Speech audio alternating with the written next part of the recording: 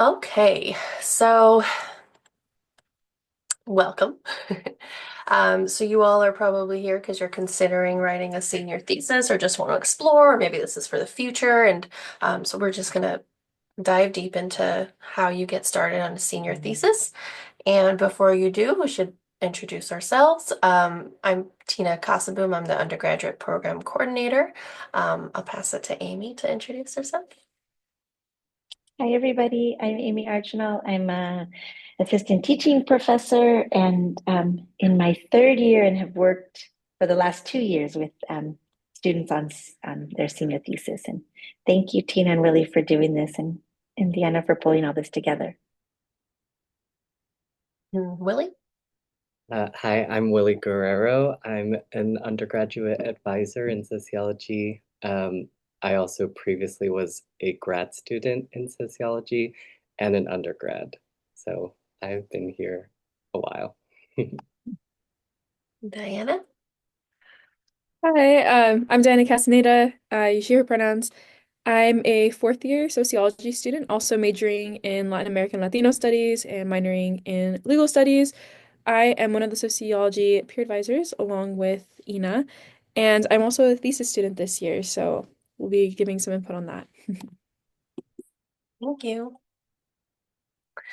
All right, so the senior thesis is one of your options in our comprehensive senior exit requirements.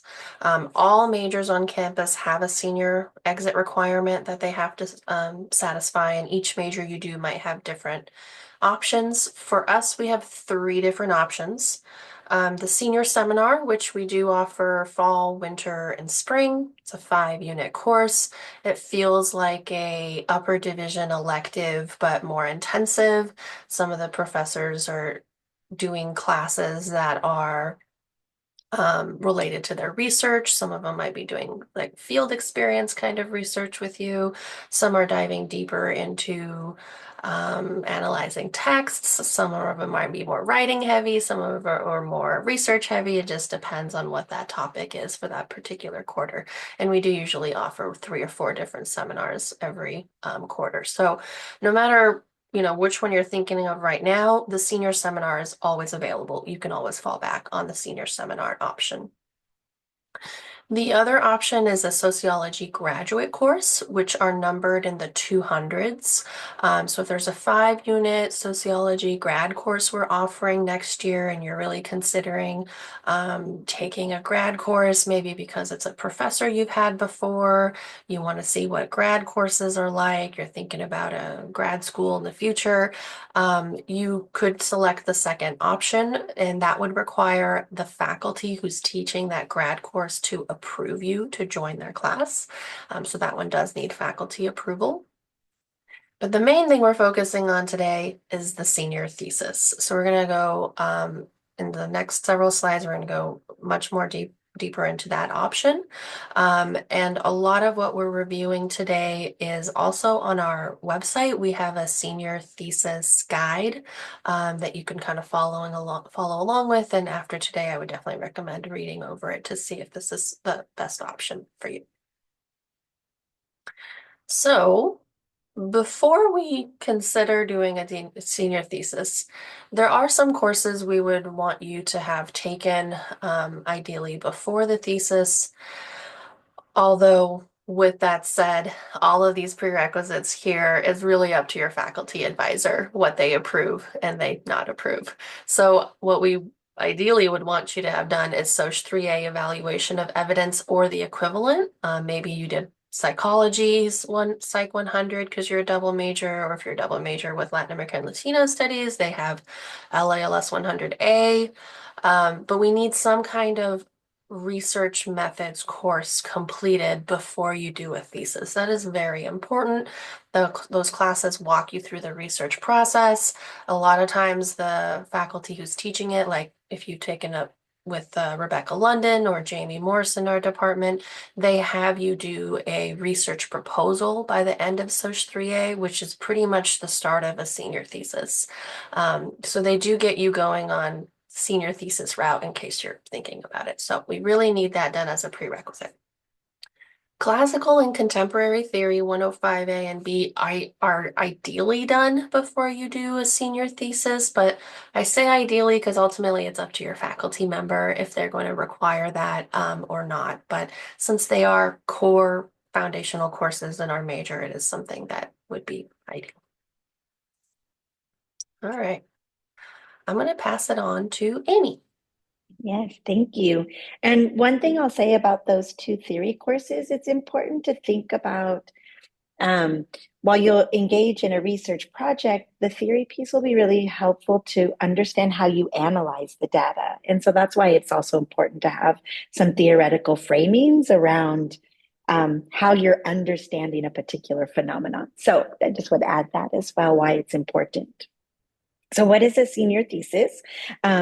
You all have written, smaller research papers, and this one is a large research paper in which you get to own and control and can create the parameters of what it looks like, design the questions, think about the topic, engage in readings that you get to choose, and so it's trying to understand a particular phenomenon. So there's something that you're really interested in, and think, there's something out there that I want to explore, and by taking this on, you engage in both literature and scholarship that's related to your topic, and you design a data collection tool of some sort to either interview people or survey or dig really, really, really deep into scholarship, or maybe even look at speeches of different political elected leaders. But really, it's thinking about something that you're interested in understanding and you want to answer, and you answer that through a data collection process. And it's 3/4 typically. And ideally, if you're thinking about it, you're all here today. And so you're thinking about a question, maybe a faculty person that you'd like to work with. I think, thinking about it ahead of time is really great, because then you can use the summer to start to gather things and walk into the fall already. Go to them. So why do a senior thesis? I think I was talking to a student today who's been working on gathering language from speeches from a particular activist, and I'm like, this could be a senior thesis. There's so much data that they've been collecting, and so if there's a research paper that you wrote for a particular class, and maybe you're like, oh, I still have questions about that. That's a reason, I think, to brainstorm a senior thesis. You've also maybe perhaps when you get to choose your research topics for different classes, you've caught yourself choosing the same theme over and over again. You're like, I'm really interested in health equity and health access in California, for example, and you catch yourself continually going back to that. That's a great, jumping off point for a thesis. Maybe you've been involved in a project, and there's a way that you can deepen that research that you've already been doing for another class, another great reason to do a thesis. And then I'm going to talk about graduate school. If you're thinking about a master's or a doctoral program, there's a number of reasons to do this. One is this allows you to work with a faculty member really closely. And so you're going to need letters of recommendation for graduate school. And if you have this big piece of work that you've spent a year dedicated to, and you've worked with a faculty member, it is so easy to write those letters, right? That there's so much to write about. And so you'll have a really strong letter of recommendation on top of a piece of work that you can share in your graduate application, that you could write about that process and think about, okay, after doing this, what are the next steps? What is future research that I'm thinking about? That's language that they really like to see in graduate school applications, either for a master's, definitely for PhD and doctoral work. And I think it is a lot of work, but it is a great way to have ownership over your research. So it's a project that's yours. You'll work with a faculty member, of course, and we give advice and dialogue about this, but really this is something that you get to direct. And so, here we have challenge yourself, but I also think on the other end, you get to look back and say, wow, I produced this piece of work. I think we can go to the next slide. Oh yeah, so I knew I had some considerations. It's a lot of work. And it's this really like how do I say, easy to package project that you get to share about with folks. Like, oh, so you graduated, what was your major? And you can also say, oh, and I did this, really in-depth research project, and these were my findings. So yeah, so it's a lot of work. You can apply for a number of awards because you'll have this piece of work that's done, and it's easy to put out there and write about. You'll definitely learn a lot. You do get to take the less coursework, and so that is something to think about because you might be really excited about taking a lot of upper level electives, and you're instead writing alone, and that's a challenge as well, right? That you're doing this on your own, but it's a great window into grad school as well. So if you're thinking about that and you're not sure, doing a senior thesis, engaging in that process, and then even reflecting after, like, wow, that was really challenging, and I think I loved it, and I think I want to do more of this. And then okay, I'm ready to apply for grad school. We can go to the next slide. Yeah, so first steps. I advise looking back in research papers that you've already done for different classes, and also past syllabi from classes, and think, was there something, the readings that you really loved and were like, oh, I wish that I could have done more of this, or I wish I had more time for this research project. So I know we all sometimes live in timelines and write papers, sometimes, a week or two before the deadline, maybe a couple days. I know some of you are really good at sitting down for 8 hours and writing a paper. And then you're after like, oh, I wish I had more time because I wanted to explore this and that. Well, a senior thesis is a great chance to do that because it is something you have to work on throughout the year. It's not something that you can sit down at the last minute and write it, but you get a chance to what I call go down the rabbit hole, engage deeply in kind of what's out there in terms of the literature, and brainstorm, how do I collect data, and do an IRB, maybe or maybe not. We'll talk about that. And so, I really advise that you go back and look through past projects and see if there was something that meant a lot to you, but you felt like it wasn't enough, or a reading that inspired you to think about something. That's a great place to start. And if you catch yourself with a question that keeps coming back, it's definitely calling you to do a senior thesis. Can you put this research question into a format, right? So with those things that you're interested in, I want to focus on family with kids, for example. Well, what are some questions? What about families with kids? What about immigrant populations right now? If you start to have this question, then definitely a senior thesis is a great way to go, and put that question out. You don't have to have it perfectly formulated to reach out to a faculty. You can have some ideas and some, a list of questions that maybe you're thinking about, and then you'll get to wordsmith that multiple times over and over as you work with faculty. But so don't let that be like you're not sure of exactly the question, but that you're asking, you're asking things about a particular topic. That's what you want to have in writing, and then reach out to a faculty person. We can go to the next slide. Yes. Is this me also? Yeah. Okay. Yeah. So eligible faculty advisors. You can see the list there of who, all of the faculty within sociology. I really think it's great if you've taken a course with somebody and you have that relationship. It doesn't need to be a close relationship, but just one in which, I took this course. I was really inspired by this reading, or the way that you articulated this phenomenon. And, this is what I'm thinking about. What do you think about that? And then you can also be thinking about, and I love that you have the schedule there, of faculty that you might like to take a class with in the fall. So maybe you don't have that relationship yet, but you know that their research really aligns with what you're hoping to do. Then you can see if you can get a class with them in the fall and then build that relationship. And that's a great way as well to start. Um, and yeah, you really want, again, their past work, look up the faculty's research articles, their interests, some of the stuff that they're part of, maybe a center that they're involved in, either as the center's director or if they're on the advisory board. Those are great places to start, is kind of browsing through the website and seeing, and then looking at the course schedules for next year and seeing who's teaching what. I think we can go. And so this is the short proposal. I love, Tina, that you shared about 3A, because that's an excellent place to start, even if it's not exactly, oh, I think I froze. Oh, you're okay. Yeah. Okay, sorry. Mhm.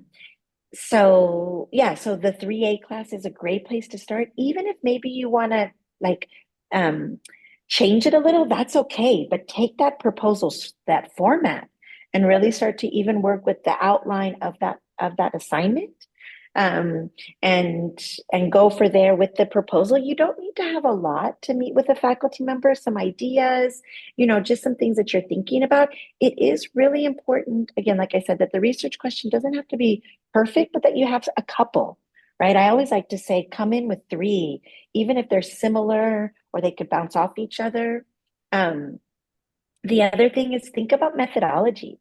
Are you somebody that wants to be in dialogue? Or are you, you're thinking of like, I want to survey a lot of people and get, a wide range of answers.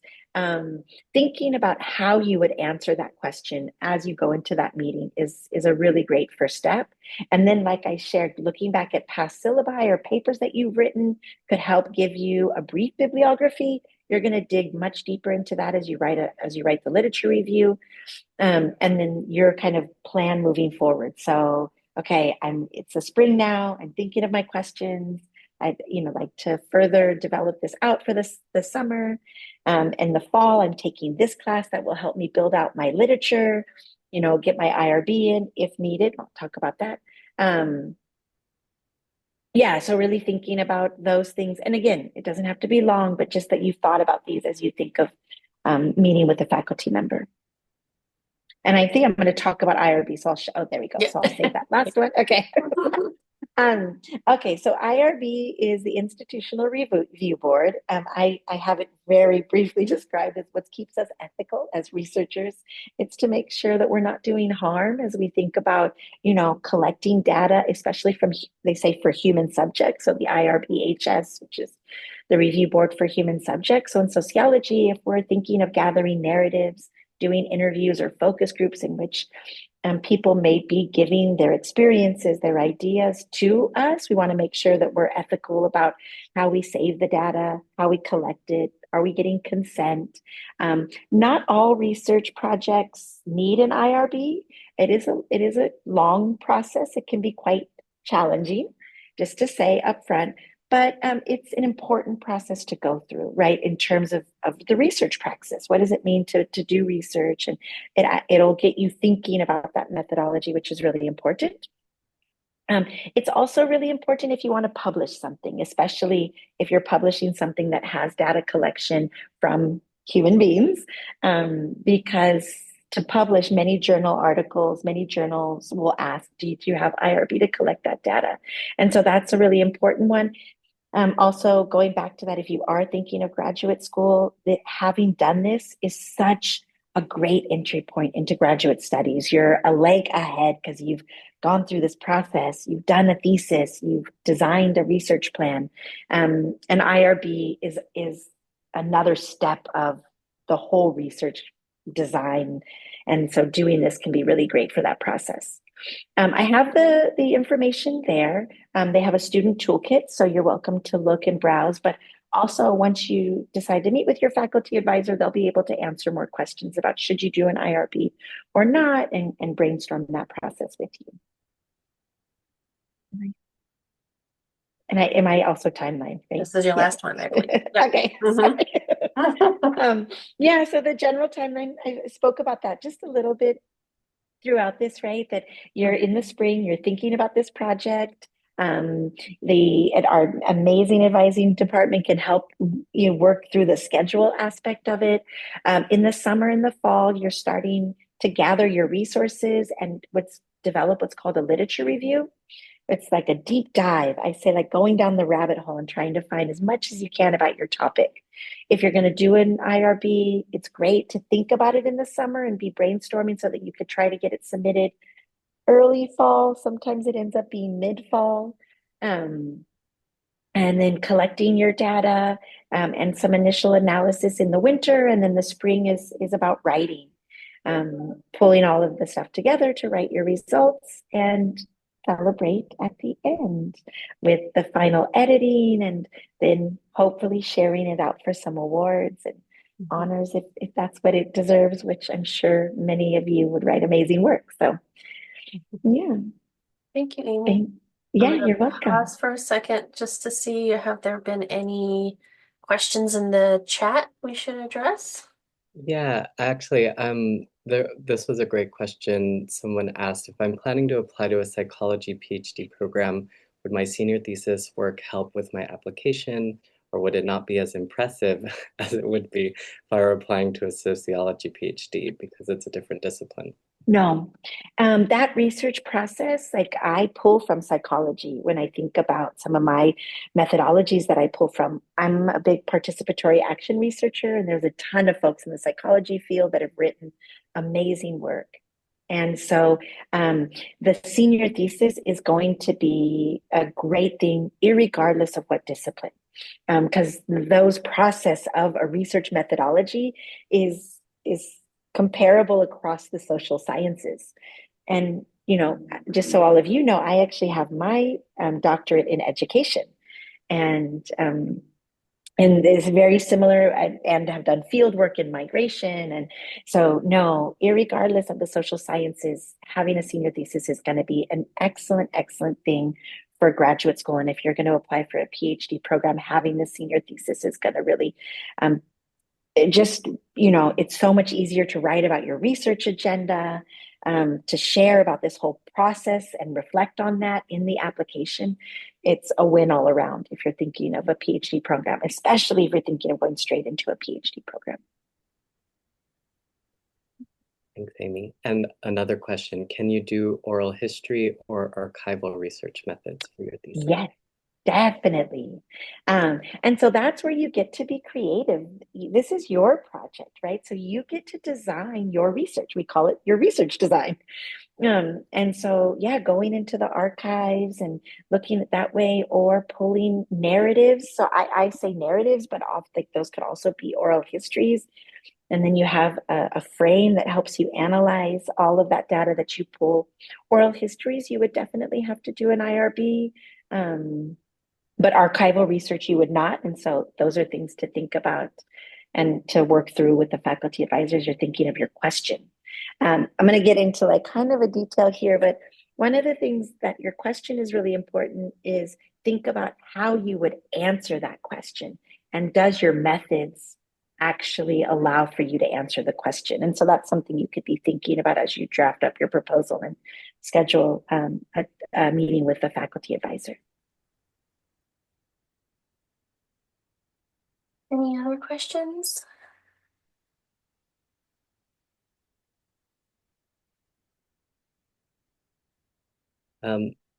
Amy, I think you've touched on this, but there's a question about whether the thesis might be a better option for grad school applications than one of the other senior grad requirements, like, for example, doing the grad course.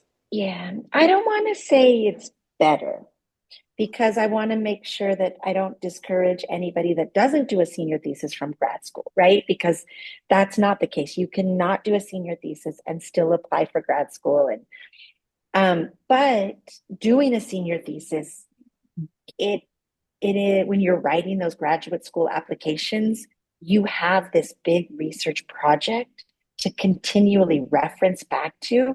And I think that allows for a more robust application. And you can also do this with a senior seminar paper that you might write. But once you've gone through that senior thesis, you know that process so well.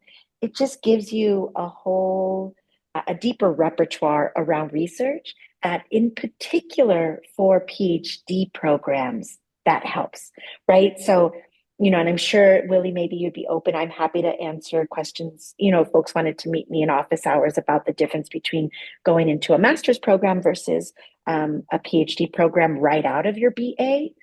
If you are thinking that you want to go directly into a PhD program, having that research process, that you've experienced and dedicated a year to, and you have a research agenda. They want to know, what kind of research do you want to do? That's going to be a PhD application process. You can look back and be like, oh, I did focus groups before. I've done surveys. I'm really interested in expanding that to do narrative or more field work.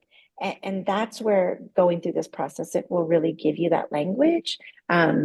And so, but for master's programs, they're more interested in, like why this particular master's program, but definitely for PhD, having a senior thesis is it just allows you to write a different application. So I don't say better. I just think for you, reflect on kind of where you are.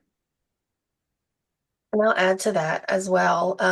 So of our three options, hands down, the one that we see most students pick is the senior seminar. In a given year, let's say the graduate course option, it's a handful of students who go that route. Plus you have to have the faculty approval. So I want to say like in spring, we're graduating maybe 5 or 6 students who took a graduate course, and there might have been a few more that were in fall, and winter. So 10 or less. Senior thesis, this past year, I believe we're at about 10 or 11 students who are doing a senior thesis. Everyone else who is graduating, which in a typical year is about 200 sociology students, are doing a senior seminar. So I want to say everything that Amy said, ditto. And also, if you can't do a thesis or the grad course, plenty of students go to graduate school with a senior seminar. And a lot of senior seminars might actually give you a lot of writing assignment. Some of them have gone up to like 15 pages. So some of them are pretty significant. Some of them are research heavy. It just depends on what the faculty are focusing on. And the other thing I'll add is time while we're on this timeline. You're doing a senior thesis in your senior year. If you're applying for graduate school immediately after you graduate with your BA, you want to think about your timeline for your applications as well. A lot of your grad school applications start with their deadlines in about December. Like a lot of the UCs are in December. Some of the CSUs and other schools might be more in January or February. So you're kind of just starting your thesis at that point. Maybe you'll be in winter, possibly. So it's not like you have a finished thesis with your applications if you're immediately going on to grad school, but you have started working with your professor. They're getting to know your work a little bit more, and so generating that letter of recommendation becomes a lot easier. But if you're looking to completely finish your senior thesis and then think about grad school, you might be taking a gap year to finish everything, think about what you want to do, and then you have another year to apply for grad school. So just some considerations. Questions before we move on? Okay, I will move on.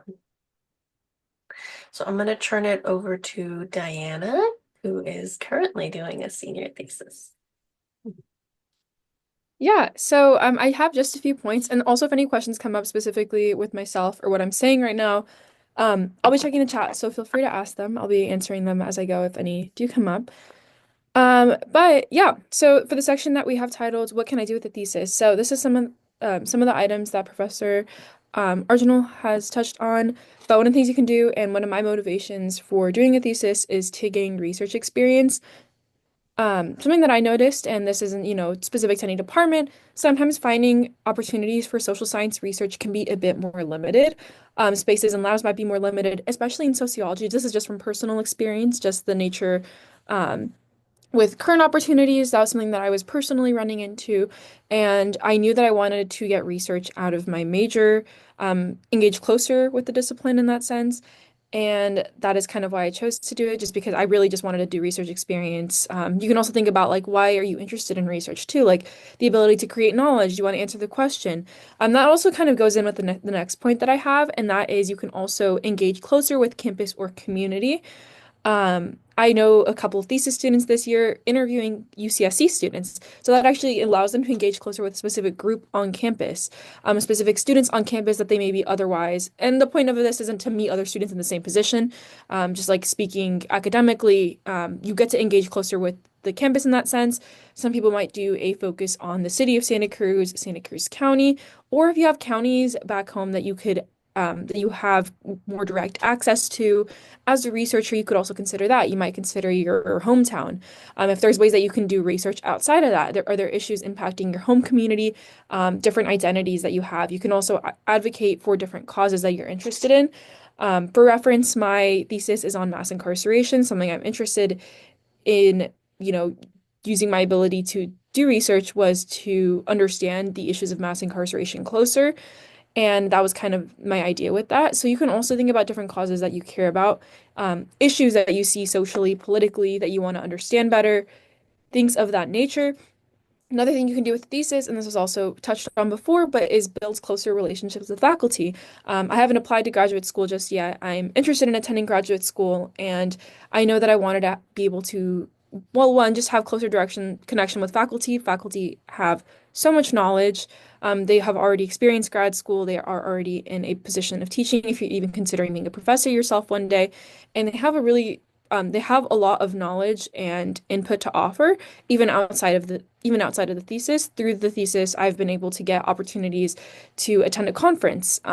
I recently attended the sociology conference last month that I wouldn't have found without my faculty advisors. So I've been able to find opportunities like that. And I really do think that faculty connections are really just great for the future, not just necessarily letters of recommendation that they can write, but it is a really important connection to have because while professors have different levels of capacity after you graduate, it still can provide some sort of mentoring, at least career-wise, that you might need, especially if you're interested in a career in sociology. Maybe you're not interested in being a professor, but they have connections to somebody that does research. So I would just take those things into consideration. Another thing you can do with the thesis, I saw somebody mention in the chat, psychology. You can also find overlap with other disciplines. Now, if you do a sociology thesis, it's going to have to primarily be sociology, but you can find overlap with other disciplines. Um, my thesis is gauging public opinion, and that does have to some extent some overlap with the social psych area of things. I'm still labeling it under sociology because I'm not as familiar with social psychology, but that is kind of where I'm looking at overlap in different disciplines. And honestly, this has actually kind of got me, while it's not my interest, it got me to consider even social psychology as like a path I could go down. So you're going to learn a lot about what you're doing. You might even find areas that you didn't know you're already interested in just by doing a thesis alone. And something else that was highlighted is that a lot of graduate schools, they do ask for a writing sample, and this can allow you a writing sample for graduate school. It can give you something to work with, and research experience is really just interesting and important in the future. Even if you're not considering graduate school and you just are interested in research, for the time being, this can also give you an idea. You don't have to have graduate school decided. It is maybe some of you considering applying next year or sometime after. You don't have to have that decided yet. This thesis can actually give you an idea if this is something that you want to pursue. And I'm not in graduate school. I can't speak to that experience, but that's kind of something that has got me to consider is how much have I liked doing research? Do I want to keep doing this path? And that's something kind of that I've been putting together. Now for funding, where can you get funding? So there are different departmental scholarships or funding. For example, the sociology department has a bit of funding that you can request. Every department kind of has different funding you can request. I'm also affiliated with the LALS department, and there was a funding opportunity that I was able to apply to for them. While I didn't get the funding, because that is something that does happen with funding, that is something else you can apply for if you're affiliated with other majors, you have a second major. You can consider also applying to their department scholarships. Anywhere you're affiliated, your project doesn't necessarily always have to exactly align. It does depend on the department and what they're asking, but that's something that you might want to consider is the different departments you're affiliated with. I know that the Humanities Institute also has a funding if any of you are double majoring or maybe even minoring in a humanities major or minor. There's also a Pathways to Research mini grant, and this is for P2R mentees. I don't have the details on what P2R looks like next year. That is an EOP research program, and it does vary year to year, the amount of funding available. I know that they've recently got some changes through the program, so something that I would look out for is pathways to research and keep an eye on it. It usually comes out late summer, beginning of the year. If that's going to be something that's offered next year, I would look out for that. Pathways to Research does also provide some additional research support. I was in the program last year, and through the program, I got to write my research question and figure out what that was in advance. So I had plenty of time this year with my question and understanding if that's what I wanted to pursue or not. And there's also college-based grants. We all have an affiliation as students at UCSC. For example, I'm affiliated with Cowell, and I was able to get Cowell funding for my project. Keep in mind that every department has their own way of asking for grants and or applying for grants and applying for this kind of funding.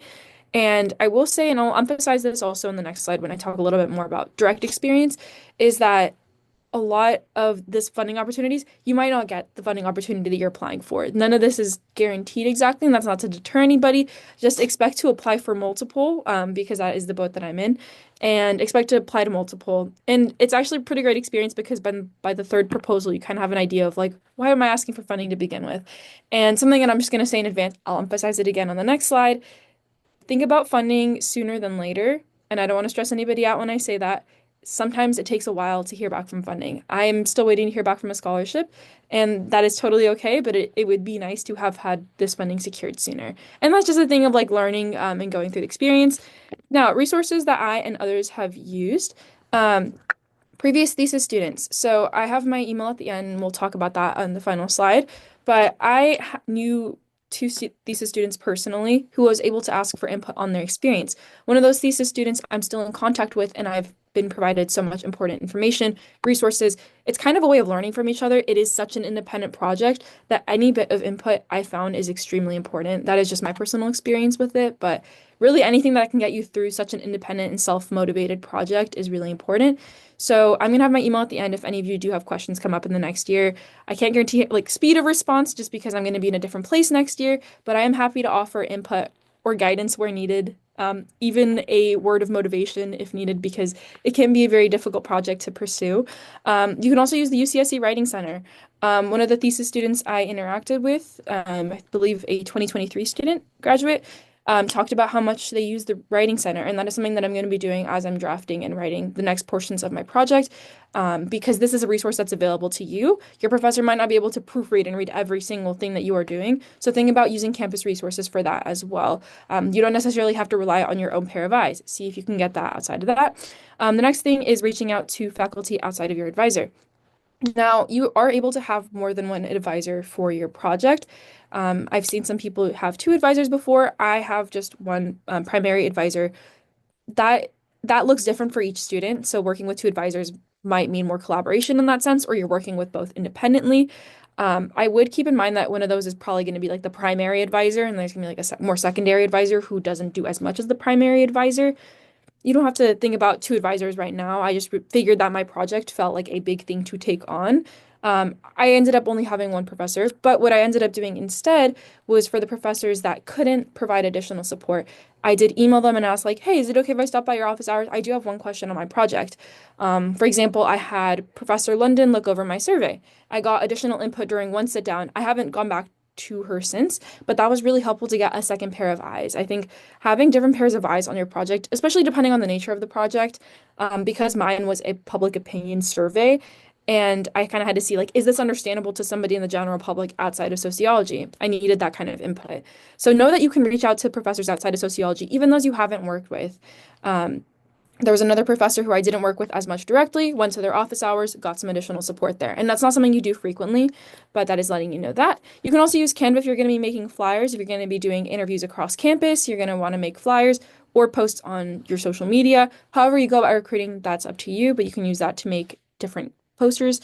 There is Google Forms. People have used that previously to do a survey.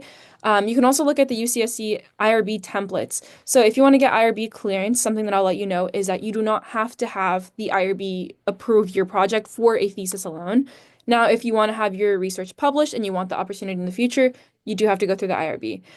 There are templates for that. I have used these templates myself, so I would look at that. And also if you're going about like doing a campus recruiting for your project, you want to go ahead and do look around, post on your Instagram, have your friends spread the word, go to bus stops, newsletters, and different department bulletin boards. If you email the head of the EOP, hey, I'm trying to do a study on the EOP department as a student at UCSC. Can you send this out in your next newsletter? Talk to them directly. These things you have to ask for. You don't just like send them the flyer. Be like, hey, if you're able to, I've provided the flyer. If you have any questions, let me know.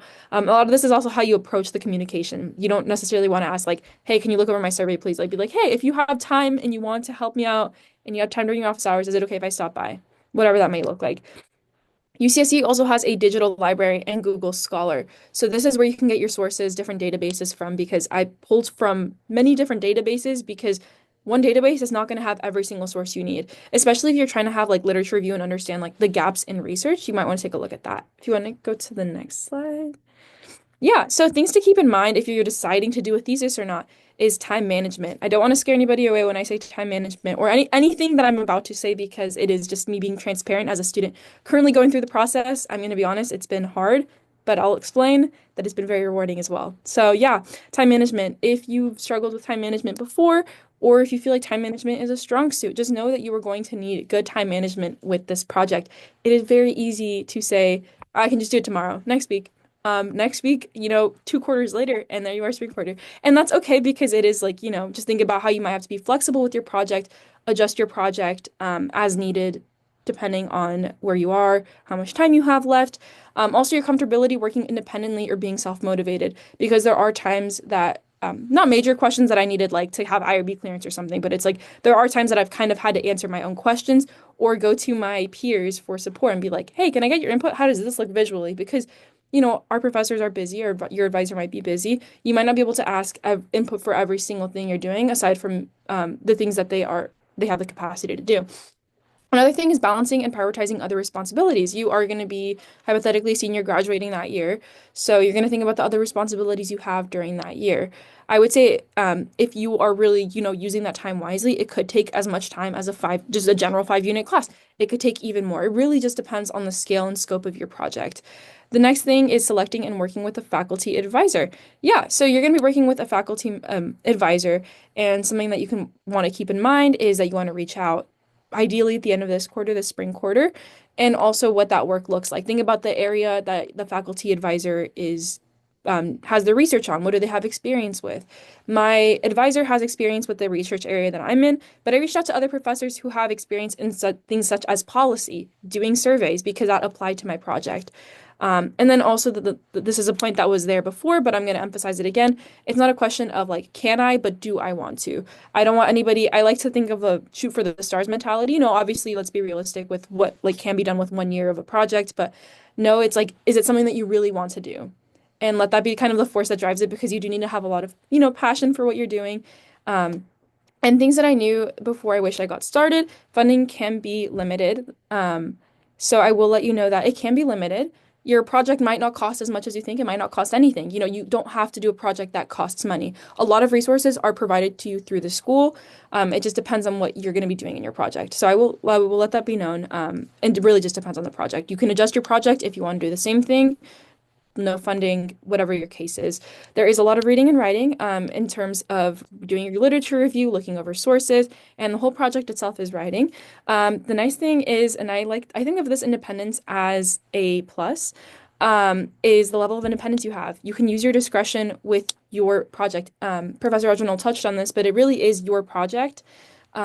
And I think that was one of my main things that I thought was very special about it. Nobody was telling me directly, this is what you have to do your project on. And there has been times where I got input and I'm like, I'm going to use my discretion within means, and I'm going to still go through with this. Some people were like, do you not want to focus it and make it more central? And for better, for the best, I decided to be like, no, I know the project that I want to do, and I'm going to keep it that way. And something else with using your discretion and funding, and this is like kind of a note that I want to make, just personally, more so like student perspective, is you can look into sources of like where funding is coming from. There is an opportunity I chose not to apply to for personal reasons, and that's how much control I had over the project. I did not have to apply to an opportunity that I didn't necessarily want funding from. And that's just something that you can do as a student getting to do your project. Something else, time is very valuable. It does take a lot of time, and I'll let you know that. And there is a lot of diversity in projects and experience, both with what advisors have done so far, the professors have worked on, and also what other students are doing. I believe all the students are doing something almost entirely different for each of the thesis projects. And it's really interesting to hear what they're doing. Sometimes some overlap would be nice to be like, okay, how are you addressing this? How are you addressing this? There's very few thesis students, and I'm going to say that in advance. Some people might not end up, choosing to pursue a thesis. You might end up starting a thesis and not finishing it. Nothing is wrong with that. It is really just a matter of what you want to do. Don't feel like you have to do a thesis if you don't want to, because really it does just take a lot of actually wanting to do the project to get through it. You might have to learn or brush up on new or previous skills. What I mean by that is my project involves quantitative data, and I'm having to brush up on statistics, and also I kind of looked into learning the R program to work with numbers. My sociology statistics class was filled with my AP class that I took in high school. So it really was a really long time since I even thought about stats. So that's something that I've had to brush up on and that I'm really gonna have to look at because I'm currently in the data collection process. It is challenging, but incredibly rewarding. It is hard, but I kind of found something very exciting about that to challenge myself in this way so far. Again, rewarding in the sense that I got to attend a conference. There's a lot of things now that I can do because of my thesis. There's programs that I'm able to apply to, conferences I can go to because I worked on research in this. And it's also just very rewarding to know that you had so much independence over a project and that you chose to pursue it. I feel like it's very exciting. If any of you are, listening and you choose to still pursue any of the other grad opportunities, there's no wrong or right exit requirement. This isn't like the best one. This is just the one that you want to do and choose to do. Like that is the best one, whatever one is the best one for you. So I'm just going to say that to people as well. Don't feel steered away by anything I'm saying, but also know that this doesn't mean this is like the one that you have to do or feel obligated to. And nothing goes according to plan. Your timeline's gonna get thrown off. You're gonna get rejected from things funding wise. You're gonna have to move around your project a bit. You might even have to really work hard the last bit, but I also just feel like, again, it goes challenging but rewarding. And I see a question now that I've finished. What needs funding the most? Is this for incentives or financial aid costs? This depends project to project. Some people I know are doing like $25 gift card if you finish the survey, or if you do this interview with me. What I'm doing, because I am using an online panel for surveying, I'm paying a company to send out my responses, and that is very expensive. It can be very expensive. I probably have the most expensive project of people I've spoken to, but you might not need as much funding as you think. This is just because my project happens to be more expensive. So it really depends. Incentives can vary in terms of how much you're willing to offer. You also don't have to offer an incentive. So it depends. Financial aid costs, I'm not sure what you mean by that, but if you're thinking about however much money you need to get people to take the survey, that can be one thing you're taking into account.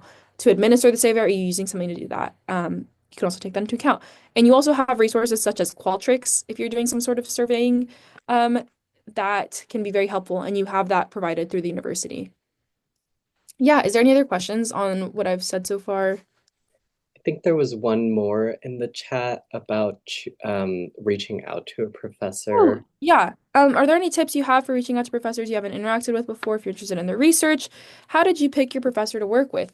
Yeah, so there are professors. I had a class, for example, with Professor London.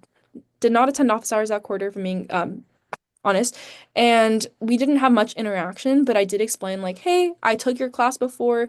I'm interested in your area of research. Be very polite when you're approaching professors, just in general. But if you haven't worked with them before, I would still try. Like, it doesn't hurt to try, but you can be honest about how you don't know them. Don't say that you've taken their class if you haven't. Just be like, hi, you know them, I've taken your class this time, or hi, I actually haven't taken a class before, but I'm interested in your research. I'd say even look at their profile and see what studies have they done before. Like, actually know that you're interested in working with them, not just because you hear their name. Like, what have they actually done before? And maybe even highlight that. I'm not saying read their articles, but be like, hey, I've seen you worked in this area and this area before, and I know you teach classes on this. I think that applies, to the area I'm working in. You also want to approach them by the time you have an idea of what you want to research. Have an idea of what question you might want to ask, because it's helpful if you approach a professor and be like, I have my research question right here.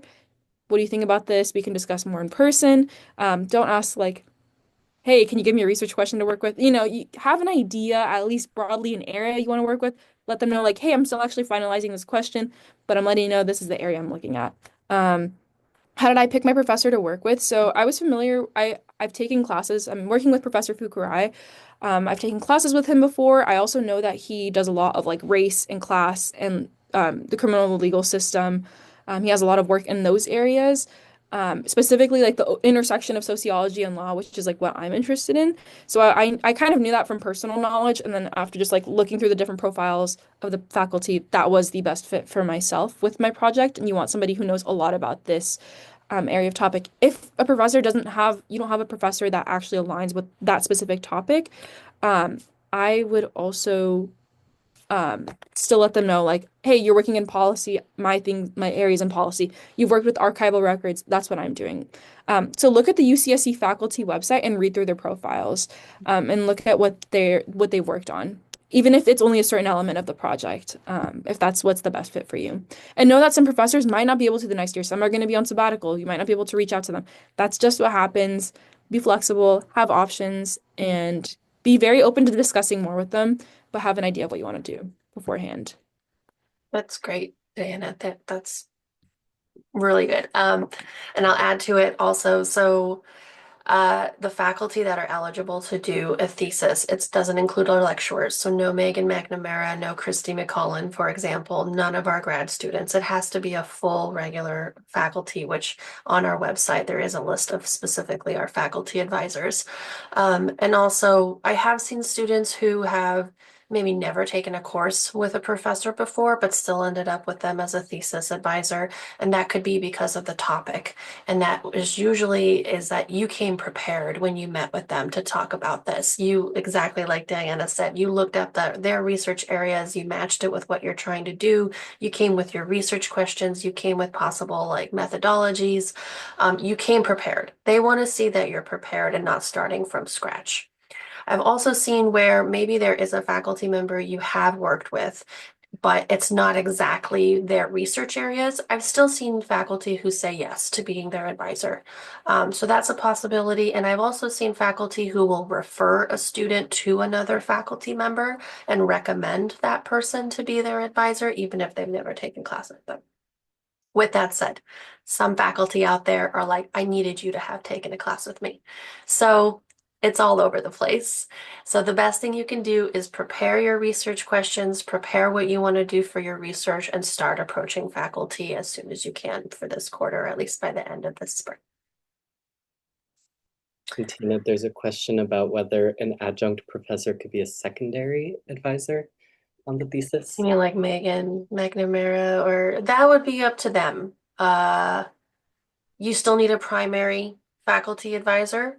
And then so basically a second advisor like doesn't get credit for being your advice as a secondary advisor. So it's completely at their discretion if they want to take that on.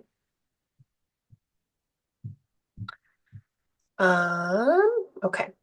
Let's move to the next set with Willie and Kyla, the enrollment. We're going to talk about that. And Tina, I want to be mindful of the time because we're Yes. at 5 o'clock. Yes, we're okay. Let's keep going. If anybody needs to go for it. We're still recording. So. And before I start on the logistics of the independent study form, I just want to say, as someone who did a thesis as an undergrad as well, just a couple of things. One is that my undergrad thesis was very theoretical. I knew that I didn't want to do any kind of quantitative work or even interviews. I didn't want to go through IRB. So that's just something to say. If any of you are like really into 105A and 105B like I was, and you want to do a more theoretical project, that's also a possibility.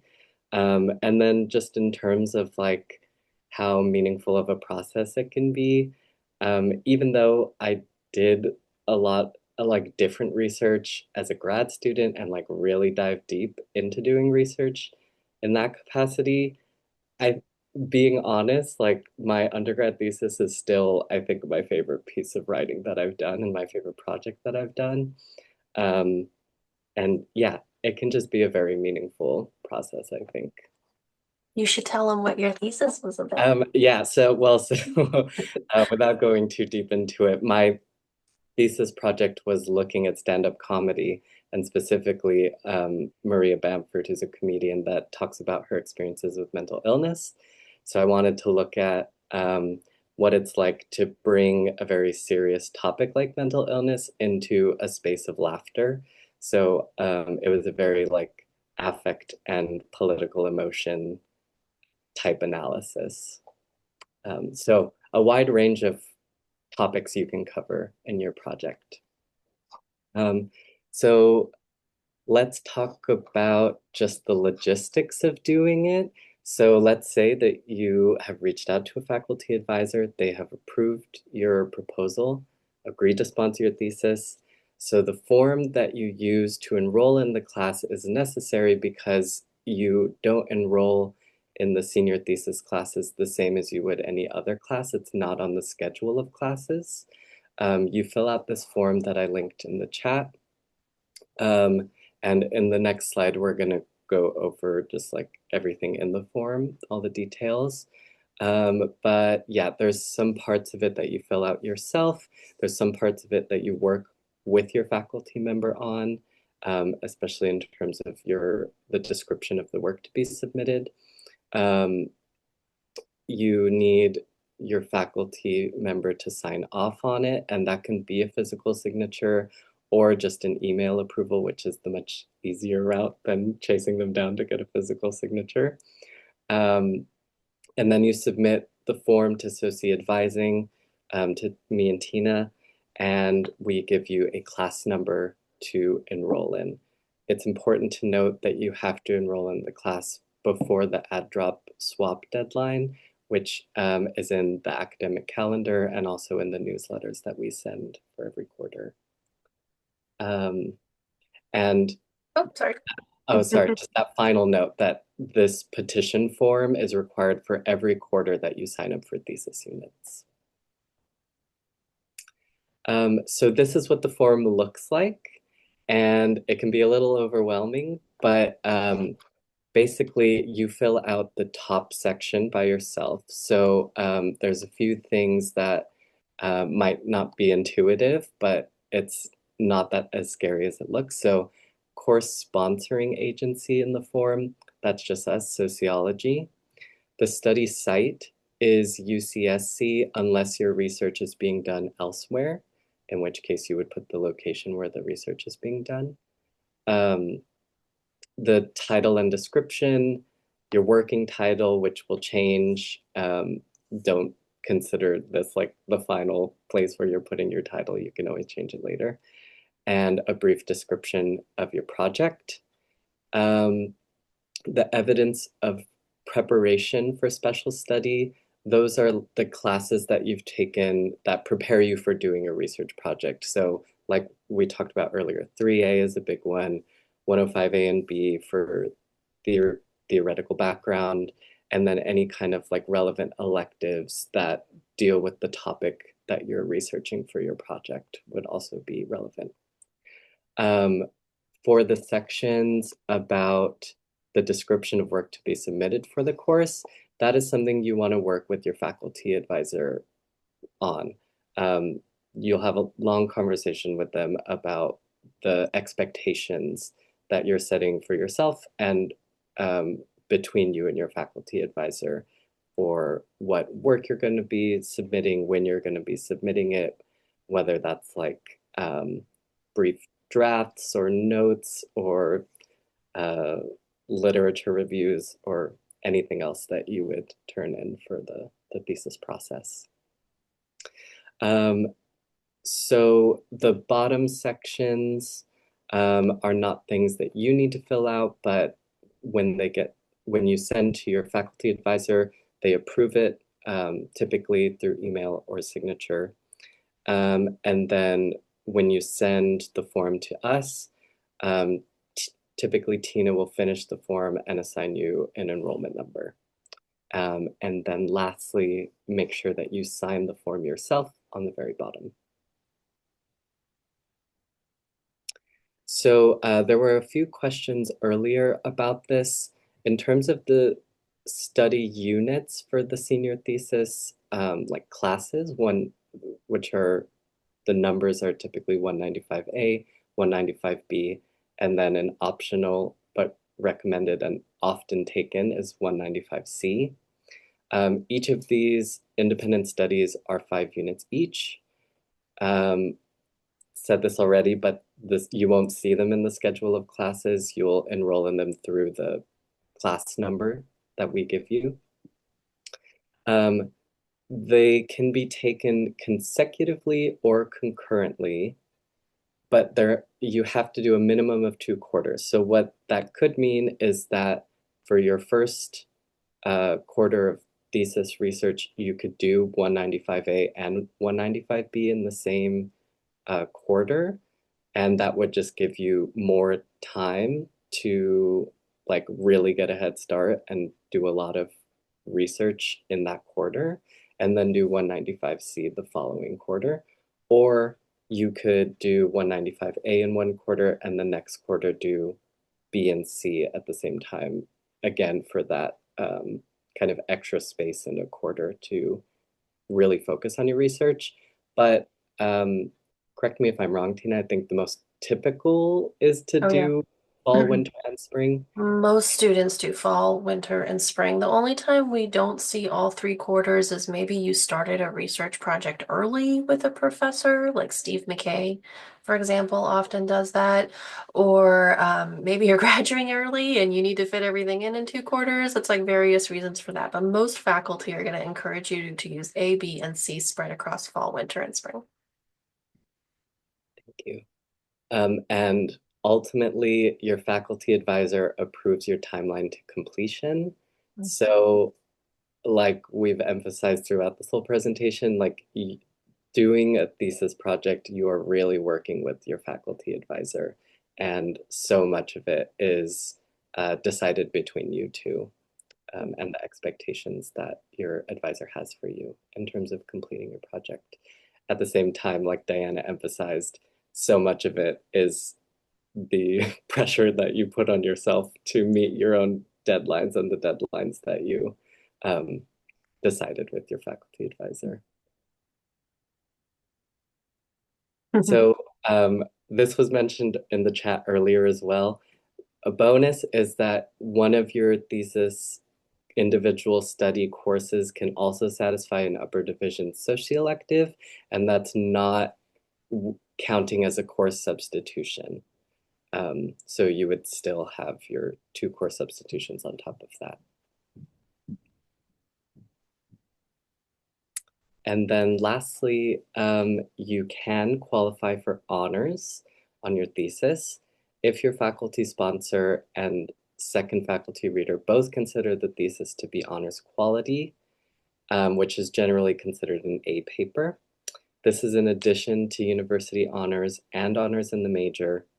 And just to note, unfortunately, it is printed on your transcript, but not on your diploma. But you can still feel very accomplished if you get it. Willie got honors on his thesis. Okay, so wrapping up here, here's some resources and they're in our thesis guide as well, but I just want to point out a few that are going to come in handy. Definitely the Sociology Department Guide to Writing a Thesis. It has the timeline, it has a whole outline of what a thesis looks like, so absolutely you'll want to look at that. Another guide that we see used a lot, there's a Harvard University guide to writing a senior thesis, is very detailed. I've seen students refer to that. I've seen a lot of professors refer students to that one as well. There is a Princeton version as well. I'd say is not as good as the Harvard one, so I'd probably mostly stick to the Harvard one. And on the awards and funding, we've mentioned this a few times, so I do want to mention, so the Sociology of Race, Class, and Gender Senior Thesis Award, that one is a award just in our department, and it's specifically if your thesis has to do with race, class, and gender. And students can apply to it in the year that they're doing their thesis or even the year after. So if you've already graduated, you can still technically apply for it. And that's because a lot of times this award is due in May. Like, for example, it's due next week for our current students, but maybe you're not done with your thesis and you're not ready to apply. So we allow one more year to apply for that. And the other award that's really big for a thesis is the Deans and Chancellors Award, and that is a campus-wide award for research projects that usually opens end of winter going into spring. So again, it's another early one, but even if you just have a draft, you can apply. Even if you do the senior seminar and have a seminar paper, I've seen students apply. So that one is a great research reward no matter what option you do. And some of these other ones have been mentioned as well. And I think the only one that didn't come up was the Correct Scholarship. That opens typically in fall quarter. And I've seen a lot of our thesis students apply for that scholarship as well. We also have some funding that we do, and usually we're looking for a budget breakdown and kind of, a paragraph or two telling us what you're doing with the funding, and then it goes to our manager for review, and colleges often have a similar system like that too. And again, just on funding, I've seen a lot of senior theses that don't do funding at all because they don't need it. Maybe it's just analysis, it's diving deeper into text, it's doing theoretical work. So I'd say maybe more than 2/3 don't have funding needs, and then maybe about a third or so thesis that I've seen need funding. And I'd also want to mention that we have a lot of senior thesis papers that you can refer to from past years, and you can either go to our peer advising office, like when Diana has drop-in advising hours, or our other advisor, Adelina, has them, and there's a whole bookcase of thesis papers you can look at. We also have some in a digital version, so you're welcome to email us and we can share you some examples. Oh, he's going to show you where. Willie, yeah, all of those that is in Willie's box there. Those are all senior thesis papers, so you're welcome to come look at those. And Willie's is probably in there too. Okay. So, end here. Here's our contact information if you do have more information. And Diana has kindly also included her own personal UCSC email. So after she graduates, she's making herself available. Thank you, Diana. So we'll go to questions. Willie, will you help?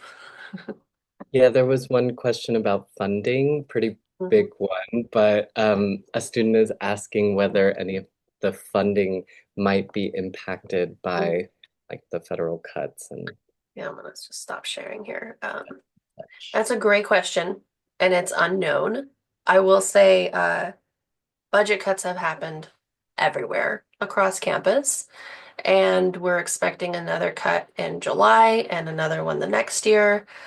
So I don't know what that will look like in the coming years, but I could see that some of these funding opportunities might be taken from us. Currently, I know we have funding, but it's at some point, if it runs out, we actually don't have a way to replenish it. So this next year is a good time if you need funding to ask for it.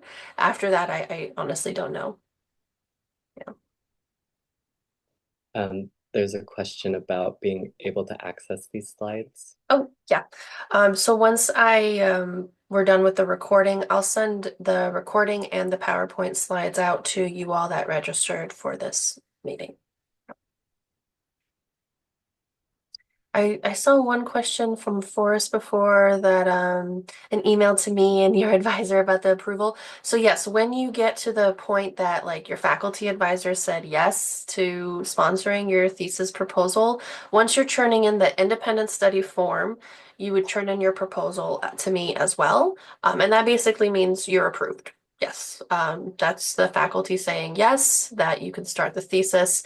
And then each quarter that you're continuing, you do the independent study form indicating that you're continuing and the faculty saying yes to you continuing.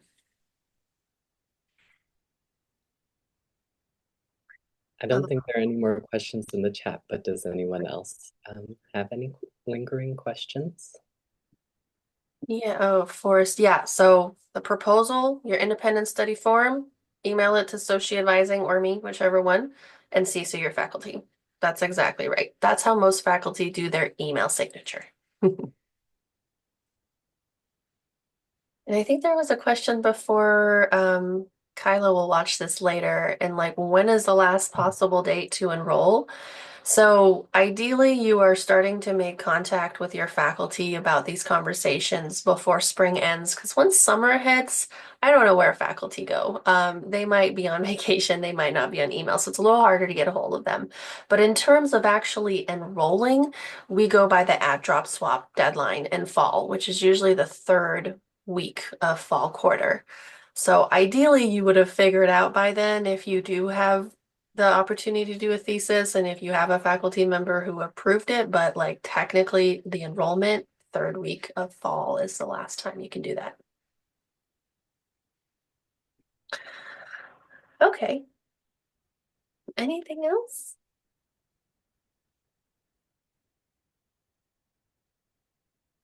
Well, I hope this was helpful, and we are always available over email or make an appointment or come to drop in. And if you do happen to come drop in, Wednesdays, 11 to 2, Diana and Adelina are both there for drop-in advising, and they're both doing a senior thesis. So that would be a really good time to talk to them. Okay. All right. All right. Thanks, everybody. Appreciate you. Thanks, everyone.